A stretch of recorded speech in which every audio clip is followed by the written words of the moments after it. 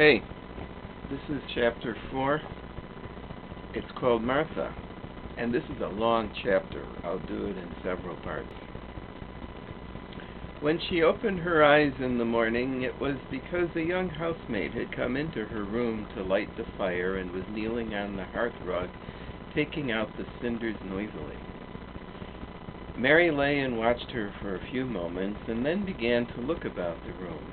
She had never seen a room at all like it and thought it curious and gloomy. The walls were covered with tapestry with a forest scene embroidered on it. There were fantastically dressed people under the trees, and in the distance there was a glimpse of the turrets of a castle. There were hunters and horses and dogs and ladies. Mary felt as if she were in the forest with them. Out of a deep window she could see a great climbing stretch of land which seemed to have no trees on it, and to look rather like an endless, dull, purplish sea. "What is that?" she said, pointing out of the window. Martha, the young housemaid, who had just risen to her feet, looked and pointed also. "That there?" she said. "Yes. That's the moor," with a good-natured grin. "Dost thou like it?" "No," answered Mary, "I hate it." "That's because thou'rt not used to it," Martha said, going back to her hearth. "Thou thinks it's too big and bare now, but thou will like it." "Do you?" inquired Mary. "Aye, that I do," answered Martha cheerfully, polishing away at the grate. "I just love it. It's none bare. It's covered with growing things as smells sweet. It's fair lovely in spring and summer when the gorse and broom and heather's in flower. It smells of honey and there's such a lot of fresh air. And the sky looks so high and the bees and skylarks make such a nice noise, hummin' and singin'. I wouldn't live away from the moor for anything." Mary listened to her with a grave, puzzled expression. The native servants she had been used to in India were not in the least like this. They were obsequious and servile and did not presume to talk to their masters as if they were their equals. They made salams and called them protector of the poor and names of that sort. Indian servants were commanded to do things, not ask. It was not the custom to say please and thank you, and Mary had always slapped her eye on the face when she was angry. She wondered a little what this girl would do if one slapped her in the face. She was a round, rosy, good-natured looking creature, but she had a sturdy way which made Mistress Mary wonder if she might not even slap back, if the person who slapped her was only a little girl. "You are a strange servant," she said from her pillows, rather haughtily. Martha sat up on her heels, with her blacking brush in her hand, and laughed without seeming the least out of temper. I know that," she said.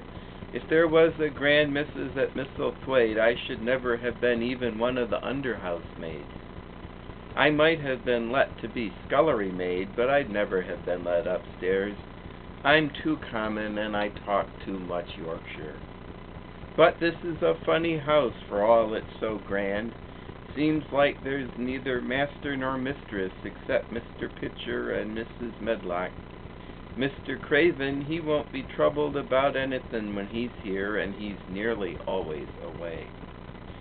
Mrs. Medlock gave me the place out of kindness. She told me she could never have done it if Misselthwaite had been like other big houses." Excuse me. This is what I'm looking for.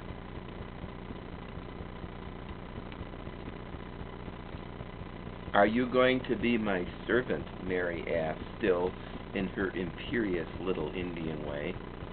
Martha began to rub her grate again. "I'm Mrs. Medlock's servant," she said stoutly, "and she's Mr. Craven's. But I'm to do the housemaid's work up here and wait on you a bit. But you won't need much waiting on." "Who is going to dress me?" demanded Mary. Martha sat up on her heels again and stared. She spoke in broad Yorkshire in her amazement. "Canna thy dress thy son?" she said.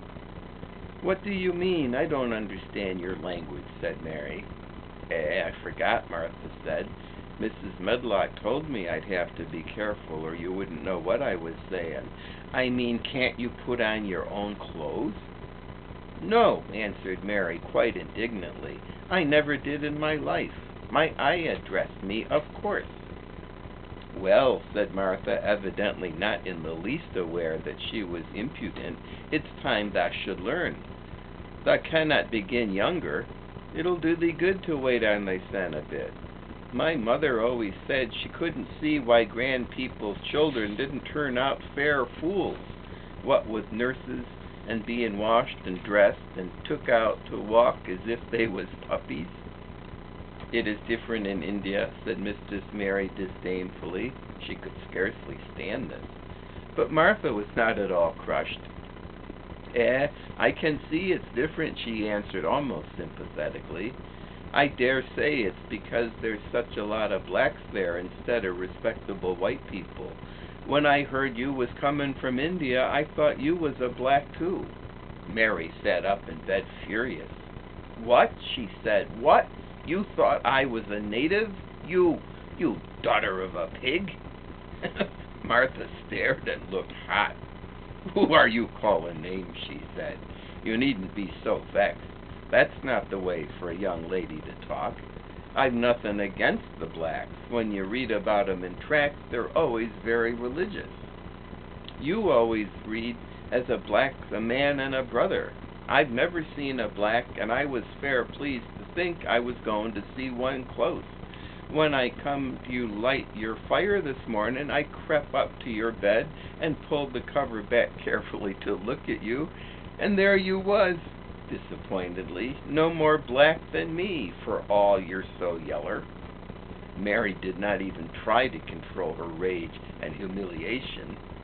And now we'll go to the next part of Chapter 4.